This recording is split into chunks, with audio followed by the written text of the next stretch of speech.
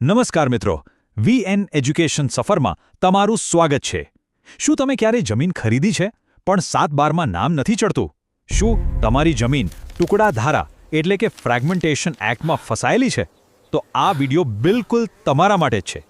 ગુજરાત સરકારે ખેડૂતો અને જમીન માલિકો માટે એક બહુ મોટો અને મહત્વનો નિર્ણય લીધો છે, જેનાથી તમારી ગેરકાયદેસર ગણાતી જમીન હવે કાયદેસર થઈ શકશે.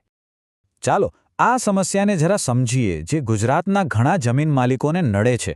થાય છે એવું કે જમીન ખરીદાઈ જાય, એનો પાક્કો દસ્તાવેજ પણ બની જાય, પણ જ્યારે સરકારી રેકોર્ડમાં નામ ચડાવવાની વાત આવે ત્યારે ટુકડા ધારાનો કાયદો વચ્ચે આવે અને બધી પ્રોસેસ અટકી જાય. પણ હવે સારા સમાચાર એ છે કે આનો એક ઉકેલ આવી ગયો છે. સરકારે એક નવો સુધારો કર્યો છે, જે આવા જમીનધારકોને એમની મિલકતને સંપૂર્ણપણે 100% કાયદેસર બનાવવાનો એક સ્પષ્ટ રસ્તો બતાવે છે. ઓકે, તો આ નવા સુધારાને સમજતા પહેલા એ સમજવું બહુ જરૂરી છે કે આ ટુકડા ધારો આખરે છે શું? એવો તે કયો નિયમ છે જે વર્ષોથી આટલી મોટી સમસ્યાનું કારણ બન્યો છે? ચાલો એને સમજીએ. જો એકદમ સાદી ભાષામાં સમજીએ, સરકારે ખેતીની જમીન માટે એક લઘુત્તમ માપ નક્કી કર્યું છે, જેમ કે 16 ગુંઠા કે 20 ગુંઠા. આ કાયદાનો હેતુ એ છે કે ખેતીની જમીનના એટલા નાના ટુકડા ના થઈ જાય કે એના પર ખેતી કરવી જ શક્ય ન રહે.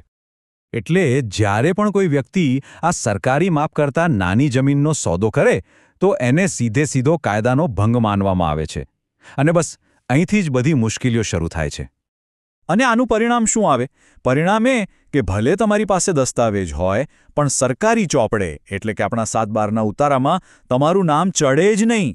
અને 7/12માં નામ ન હોય તો કાયદાકીય રીતે તમે જમીનના માલિક સાબિત થઈ શકતા નથી. તો આ હતી સમસ્યાની વાત.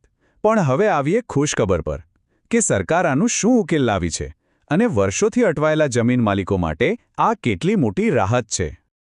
અને ખુશખબર આ છે, સરકારે હવે એવું નક્કી કર્યું છે કે ભૂતકાળમાં જે કોઈ વ્યવહારોમાં ટુકડા ધારાનો ભંગ થયો હોય એ બધાને હવે નિયમિત એટલે કે રેગ્યુલરાઇઝ કરવાની છૂટ આપવામાં આવશે. એનો મતલબ એ થયો કે જો તમે અજાણતા આવી કોઈ જમીન ખરીદી હોય તો હવે ચિંતા કરવાની જરૂર નથી. તમે સરકારમાં એક ચોક્કસ દંડ, જેને પ્રીમિયમ કહેવાય, એ ભરીને તમારી જમીનને તમારા નામે કાયદેસર કરાવી શકો છો. અને એટલું જ નહીં, અમુક વિસ્તારોમાં તો સરકારે 10 ગુંઠા સુધીના ટુકડાને પણ છૂટ આપી છે. સારું, તો હવે મુખ્ય સવાલ એ થાય કે આખી પ્રોસેસ છે શું? ક્યાં જવાનું, શું કરવાનું? આ જમીનને કાયદેસર કરાવવા માટે કયા પગલાં ભરવા પડશે? ચાલો એને સ્ટેપ બાય સ્ટેપ સમજીએ. આખી પ્રોસેસ ખરેખર બહુ સીધી છે. સૌથી પહેલાં તમારે તમારા વિસ્તારની જે પ્રાંત અધિકારીની કચેરી હોય ત્યાં અરજી કરવાની. પછી સરકારી અધિકારીઓ જગ્યાની તપાસ કરશે.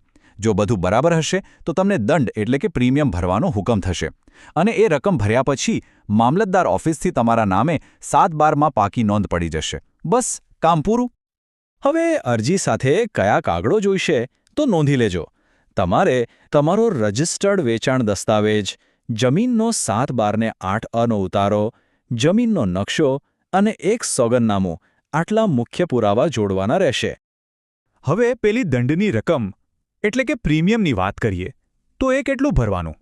સામાન્ય રીતે આ રકમ તમારી જમીનની જે જંત્રી હોય એટલે કે સરકારી કિંમત, એના અમુક ટકા હોય છે.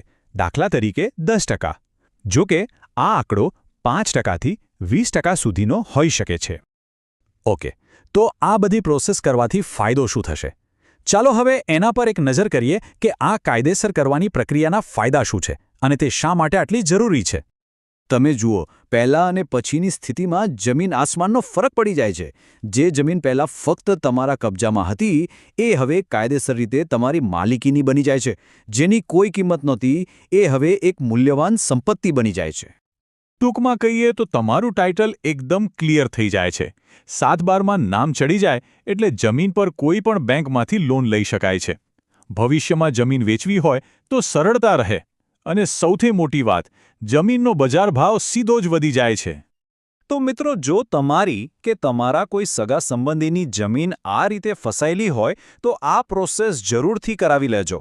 આ તમારી જમીનનું ભવિષ્ય સુરક્ષિત કરવાની એક સુવર્ણ તક છે. આશા છે કે આ માહિતી તમને ઉપયોગી થઈ હશે. તમારો કોઈ પ્રશ્ન હોય તો નીચે કોમેન્ટમાં જરૂર લખજો. અને હા, ચેનલને સબસ્ક્રાઇબ કરવાનું ભૂલતા નહીં. જય હિન્દ, જય ભારત. જો તમને આ માહિતી ગમતી હોય તો તમારા મિત્રો સાથે શેર કરો, વિડીયોને લાઈક કરો અને આવી ઉપયોગી માહિતી માટે ચેનલને સબસ્ક્રાઇબ કરો.